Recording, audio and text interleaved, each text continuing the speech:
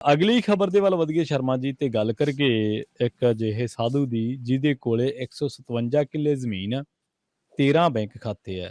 ਪਰ ਇਹ ਸਾਧੂ ਦੇ ਨਾਂ ਦੇ ਨਾਲ ਧਰਮਸੋਤ ਵੀ ਲੱਗਦਾ ਤੇ ਨਾਲ ਇੱਕ ਦੋ ਅੱਖਰ ਹੋਰ ਵੀ ਲੱਗਦਾ ਸਾਬਕਾ ਮੰਤਰੀ ਜੀ। ਬਿਲਕੁਲ ਜੀ, ਸਾਬਕਾ ਮੰਤਰੀ ਸਾਧੂ ਸਿੰਘ ਧਰਮਸੋਤ ਤੇ ਵਿਜੀਲੈਂਸ ਦੀ ਰਡਾਰ ਤੇ ਨੇ। ਆਪਾਂ ਕੱਲ ਵੀ ਉਹਨਾਂ ਬਾਰੇ ਗੱਲ ਕਰਕੇ ਹਟੇ ਹਾਂ ਕਿ ਉਹ ਪਹਿਲਾਂ ਵੀ ਲਗਭਗ 5 ਮਹੀਨੇ ਜੇਲ੍ਹ 'ਚ ਰਹਿ ਚੁੱਕੇ ਨੇ। ਮੈਂ ਕਿਹਾ ਜੂਨ ਮਹੀਨੇ 'ਚ, ਜੂਨ 2022 'ਚ ਹੀ ਉਹਨਾਂ ਨੂੰ ਗ੍ਰਿਫਤਾਰ ਕੀਤਾ ਗਿਆ ਸੀ, ਉਹਨਾਂ ਨੂੰ ਫੜ ਲਿਆ ਗਿਆ ਸੀ। ਤੇ ਉਸ ਸਮੇਂ ਉਹਨਾਂ ਦੇ ਉੱਤੇ ਮਾਮਲਾ ਸੀਗਾ ਜਿਹੜਾ ਉਹਦੇ ਨਾਲ ਸੰਬੰਧਿਤ ਕਿ ਜੰਗਲਾਤ ਨਾਲ ਸੰਬੰਧਿਤ 500 ਮਤਲਬ ਕਿ ਰੁਪਈਆ ਪਰ ਦਰਖਤ ਕੱਟਣ ਦਾ ਉਹ ਲੈ ਰਹੇ ਸੀ, ਉਹ ਮਾਮਲਾ ਸੀਗਾ।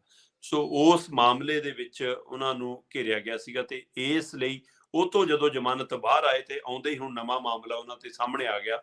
ਤੇ ਉਹ ਮਾਮਲਾ ਹੁਣ ਆ ਗਿਆ ਇਸ ਗੱਲ ਦਾ ਜੀ ਕਿ ਉਹਨਾਂ ਕੋਲ ਆਮਦਨ ਤੋਂ ਵੱਧ ਜਾਇਦਾਦ ਨੇ ਤੇ ਇਸ ਮਾਮਲੇ 'ਚ ਵੀ ਉਹ ਹੁਣ ਬੁਰੀ ਤਰ੍ਹਾਂ ਘਿਰੇ ਨੇ ਤੇ ਇਸ ਮਾਮਲੇ 'ਚ ਉਹਨਾਂ ਦੀ ਗ੍ਰਿਫਤਾਰੀ ਹੋ ਗਈ। ਆਪਾਂ ਕੱਲ ਵੀ ਗੱਲ ਕਰਦੇ ਸੀ, 3 ਮੰਤਰੀ ਅੰਦਰ ਨੇ। ਪਰ ਸਵਾਲ ਇਹ ਹੈ ਕਿ ਜਦੋਂ ਹੁਣ ਅੰਕੜੇ ਦੇ ਰਹੇ ਨੇ, ਕੱਲ ਪੇਸ਼ ਕੀਤਾ ਮੋਹਾਲੀ ਕੋਰਟ 'ਚ ਉਹਨਾਂ ਨੂੰ 3 ਦਿਨ ਦਾ ਰਿਮਾਂਡ ਲੈ ਲਿਆ ਗਿਆ, ਪੁਲਿਸ ਰਿਮਾਂਡ 3 ਦਿਨ ਦਾ। ਤੇ ਇਸ ਰਿਮਾਂਡ ਦੇ ਦੌਰਾਨ ਜਿਹੜੇ ਤੱਥ ਸਾਹਮਣੇ ਲਿਆਂਦੇ ਗਏ ਇਹ ਵਿਜੀਲੈਂਸ ਵਿਭਾਗ ਦੇ ਹਵਾਲੇ ਨਾਲ ਨੇ ਕਿ ਧਰਮਸੋਤ ਕੋਲ 4 ਤਾਂ ਰਹਿਣ ਵਾਲੀਆਂ ਥਾਵਾਂ ਨੇ ਜੀ, ਔਰ ਉਹ ਅਰਬਾਂ ਖਰਬਾਂ ਦੀਆਂ ਥਾਵਾਂ ਨੇ, ਔਰ ਉਹ ਟਰਾਈ ਸਿਟੀ 'ਚ ਨੇ, ਚੰਡੀਗੜ੍ਹ ਦੇ ਵਿੱਚ, ਮੋਹਾਲੀ 'ਚ, ਨਿਊ ਚੰਡੀਗੜ੍ਹ 'ਚ, ਫਿਰ ਪਲਾਟ ਨੇ, ਹੈ ਨਾ, ਫਿਰ ਕਿ ਪਿੰਡ 'ਚ ਖੇਤੀ ਵਾਲੀ ਜ਼ਮੀਨ ਹੈਗੀ ਆ। ਉਹ ਤੋਂ ਬਾਅਦ ਉਹ ਤੋਂ ਇਲਾਵਾ 157 ਕਿੱਲੇ ਕੁੱਲ ਜ਼ਮੀਨ ਬੋਲਦੀ ਆ ਹੈ ਤੇ ਕਿਤੇ 13 ਬੈਂਕ ਖਾਤੇ ਪੂਰੇ ਟੱਬਰ ਦੇ ਬੋਲਦੇ ਨੇ। ਸੋ ਇਹ ਅੰਕੜੇ ਸਾਹਮਣੇ ਆ ਰਹੇ ਨੇ। ਉਹ ਕਹਿੰਦੇ ਧਰਮਸੋਤ ਕੋਲ ਸਿੱਧੇ 4 ਥਾਵਾਂ ਨੇ ਜਿਹੜੀਆਂ ਰਹਿਸ਼ੀ ਥਾਵਾਂ ਨੇ ਜੀ। ਇਹ ਤੋਂ ਇਲਾਵਾ ਉਹਦੇ ਕੋਲ ਜ਼ਮੀਨ ਤੇ ਬੇਨਾਮੀ ਜ਼ਮੀਨ ਵੀ ਹੈਗੀ ਹੈ। ਇੱਕ ਜ਼ਮੀਨ ਹੈ ਖੇਤੀ ਵਾਲੀ ਜ਼ਮੀਨ ਹੈ, ਇੱਕ ਬੇਨਾਮੀ ਜ਼ਮੀਨ ਹੈ, ਉਹ ਤੇ ਬੇਨਾਮੀ ਪ੍ਰਾਪਰਟੀ ਵੀ ਹੈਗੀ ਆ। ਸੋ ਇਸੇ ਤਰ੍ਹਾਂ ਉਹ ਕਹਿੰਦੇ ਕਿ ਉਹਨਾਂ ਕੋਲ ਕਿੰਨੀਆਂ ਤਰ੍ਹਾਂ ਦੀਆਂ ਟਰਾਈ ਸਿਟੀ 'ਚ ਥਾਵਾਂ ਪਈਆਂ ਨੇ ਤੇ ਅੰਕੜੇ ਸਾਹਮਣੇ ਦੇ ਜਾਂਦੇ ਨੇ। ਅਗਲੇ ਕਹਿੰਦੇ ਇੱਕ ਫਲੈਟ ਹੈ 3600 ਵਰਗ ਫਿੱਟ ਦਾ ਚੰਡੀਗੜ੍ਹ ਦੇ ਵਿੱਚ, ਹੈ ਨਾ, ਸੈਕਟਰ 8 ਦੇ ਵਿੱਚ ਜੀ। ਫਿਰ 4 ਮਤਲਬ ਬੈਡਰੂਮ ਦਾ ਫਲੈਟ ਆ। ਫਿਰ ਇਸੇ ਤਰ੍ਹਾਂ ਕਹਿੰਦੇ ਨਿਊ ਚੰਡੀਗੜ੍ਹ ਦੇ ਵਿੱਚ ਇਕੋ ਸਿਟੀ ਦੇ ਵਿੱਚ ਇੱਕ ਪਿਆ ਜੀ ਹੈ। ਫਿਰ ਇਸੇ ਤਰ੍ਹਾਂ ਪਿੰਡ ਉਹਨਾਂ ਦੀ ਨਾਭੇ ਪਟਿਆਲੇ 'ਚ 2 ਬਿੱਗੇ ਜ਼ਮੀਨ ਉੱਥੇ ਵੀ ਪਈ ਆ। ਉਹ ਤੋਂ ਬਿਨਾਂ ਬੇਨਾਮੀ ਜ਼ਮੀਨਾਂ, ਬੇਨੀਮਾ ਪਲਾਟ 157 ਏਕੜ ਜ਼ਮੀਨ। ਮਤਲਬ ਅੱਜ ਦੀ ਤਰੀਕ ਦੇ ਵਿੱਚ ਹੁਣ ਉਹ ਕਿਹੜੀ ਪਰਿਯੋਜਨਾ ਚਾਉਣੀ ਸੀ, ਕਿਹੜੀ ਯੋਜਨਾ ਚਾਉਣੀ ਸੀ, ਕਿਹੜੇ ਕਿਨਾਰੇ ਲਈ ਸੀ, ਕਿਹਦੇ ਕਹੇ ਤੇ ਲਈ ਸੀ, ਕਿਵੇਂ ਲਈ ਸੀ, ਇਹਦਾ ਵੱਖਰਾ ਸਵਾਲ ਹੈ। ਸੋ ਇਸ ਲਈ ਇਹ ਸਵਾਲ ਨਾਲ ਇੱਕ ਵੱਡਾ ਸਵਾਲ ਖੜਾ ਕਿ 157 ਏਕੜ ਜ਼ਮੀਨ ਉਹ ਕਿੰਨੇ ਦੀ ਬਣਦੀ ਹੈ, ਹੁਣ ਇਹਦੇ ਹਿਸਾਬ ਲਾ ਲੈਣ ਤੇ ਉਹਦਾ ਸਰੋਤ ਦੱਸ ਦੇਣਗੇ ਕਿੱਥੋਂ ਆਈ, ਇਹ ਸਵਾਲ ਆਊਗਾ।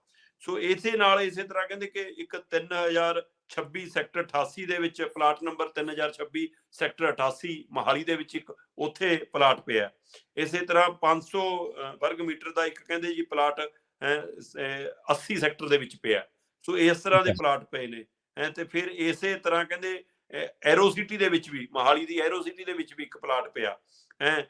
ਫਿਰ ਇਸੇ ਤਰ੍ਹਾਂ ਮਤਲਬ ਕਿ ਹੋਰ ਪਿੰਡ ਦੇ ਵਿੱਚ, ਅਮਲੋਹ ਦੇ ਵਿੱਚ, ਨਾਭੇ ਦੇ ਵਿੱਚ ਕਨਾਲਾਂ ਮਰਨੇ ਵਾਲੀ ਜ਼ਮੀਨ ਵੱਖਰੀ ਪਈ ਆ।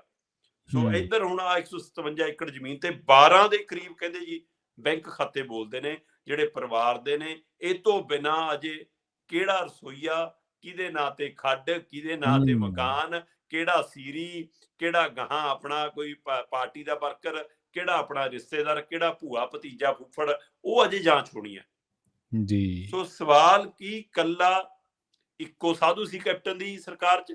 ਅਮਰਿੰਦਰ ਸਿੰਘ ਤਾਂ ਕਹਿੰਦਾ ਸੀ ਮੇਰੇ ਸਾਰੇ ਮੰਤਰੀ ਇਹੋ ਜਿਹੇ ਨੇ। ਅਮਰਿੰਦਰ ਸਿੰਘ ਤਾਂ ਕਹਿੰਦਾ ਸੀ ਮੇਰੇ ਕੋਲ ਸਾਰੀ ਲਿਸਟ ਹੈਗੀ ਆ ਜੀ।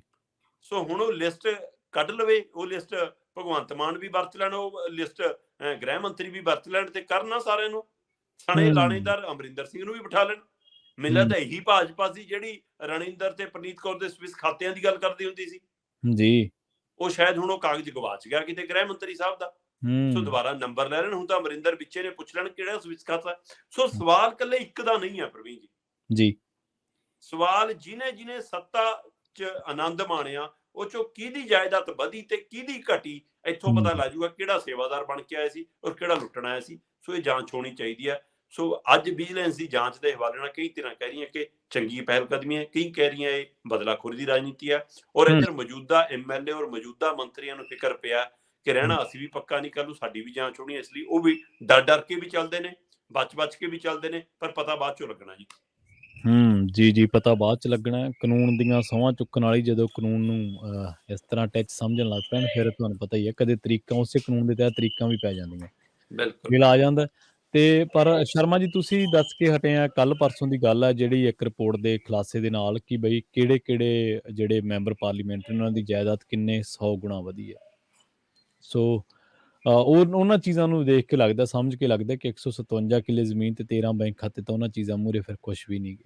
ਕੁਝ ਵੀ ਨਹੀਂ, ਬਿਲਕੁਲ। ਹਾਂ, ਹਰਸਿਮਰਤ ਦੀ ਹਾਂਜੀ ਵੀ ਹਾਂਜੀ ਆ ਗਈ ਸਾਹਮਣੇ ਕਿ ਕਿੰਨੀ ਵਧੀਆ। ਹਾਂਜੀ ਬਿਲਕੁਲ ਬਿਲਕੁਲ।